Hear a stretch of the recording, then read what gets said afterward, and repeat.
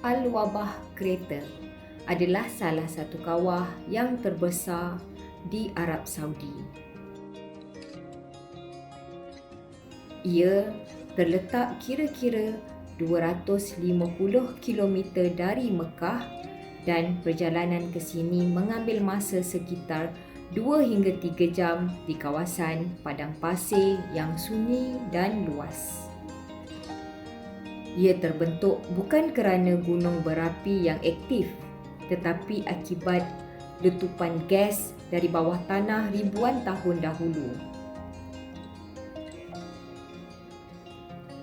Dengan diameter hampir 2 km dan kedalaman lebih 250 meter, tempat ini kelihatan seperti di dunia lain.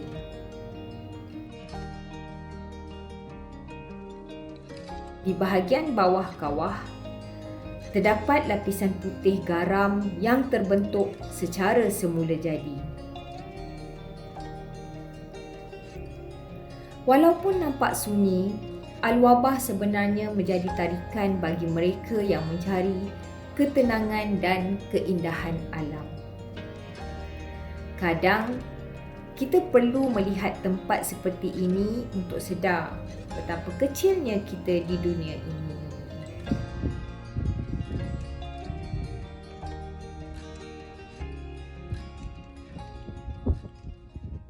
Jadi ini dia, Zurin berada di kawasan lapang.